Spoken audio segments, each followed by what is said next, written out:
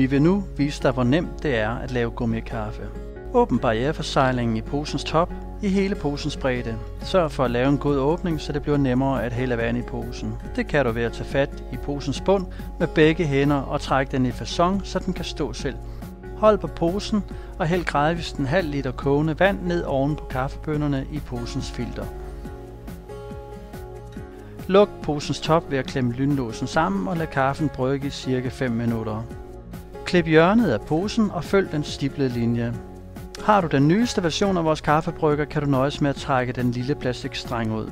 Sørg for at lave en god åbning, inden du skænker, enten ved at trykke den i facon, eller ved at åbne udskænkningshullet med en finger. Et godt tip, når du skænker, er at holde på håndtaget med den ene hånd, og med den anden hånd kan du trykke lidt ind eller op på posen. Det går bedst, hvis du ikke er for forsigtig, men blot skænker med et frisk håndelag.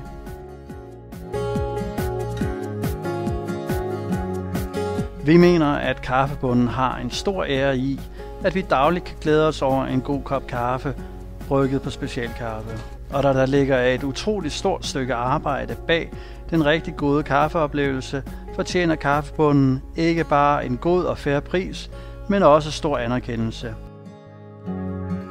Derfor har vi valgt at kalde os Growers Cup, som betyder kaffebundens kop.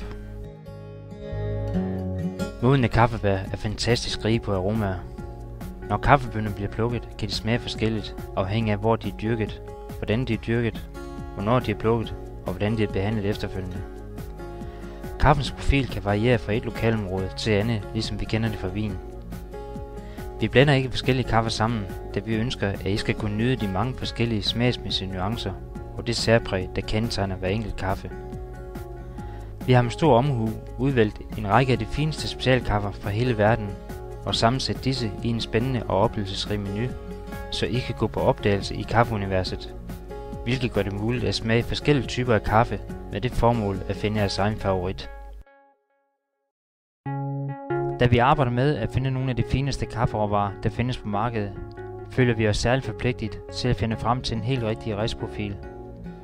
Derfor rister vi hver enkelt kaffe langsomt og i små portioner, og vi søger målrettet at fremhæve den enkelte kaffes unikke karakteristikker, for herigennem at frembringe en aroma og oplevelse, der smager af alt andet end en almindelig kedelig sort kaffe.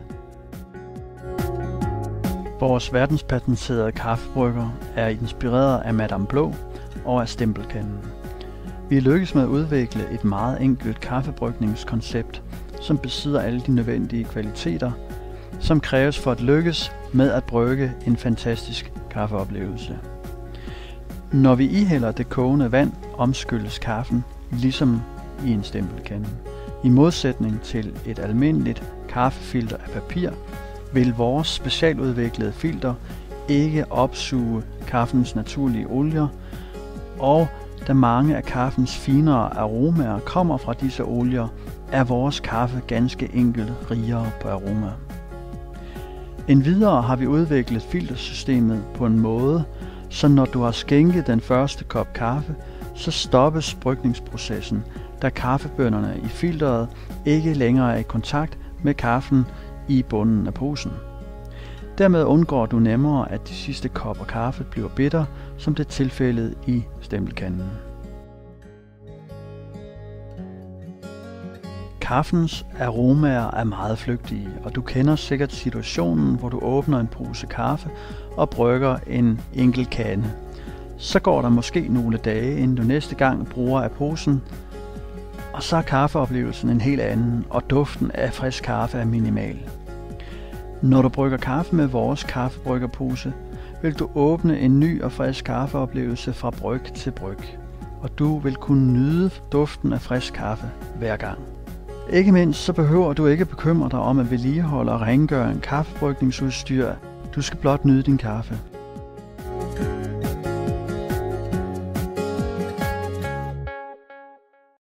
Man kan jo naturligvis synes, at vores kaffebryggerpose er overemballeret, da vi bruger meget materiale per kop kaffe, når man sammenligner med en almindelig 400 grams kaffepose. Vi har dog været meget omhyggelige i vores valg af materialer, for ikke at belaste naturen mere end nødvendigt. Således indeholder vores emballage ingen aluminiumsmaterialer, som er tilfældet i de fleste andre kaffeemballager. Vores kaffebryggerpose består af ca. 6,5 gram kraftpapir, som i materialeforbrug svarer til et almindeligt stykke kopipapir. Den indvendige barrierefolie og filtermaterialet vejer tilsammen ca. 12 gram og udgør mindre end halvdelen af materialeforbruget til en plastflaske til mineralvand. Vores materialer er på ingen måde skadelige og udgør i det danske affaldssystem en genvindingsressource, da det brændes i kraftvarmeværkerne.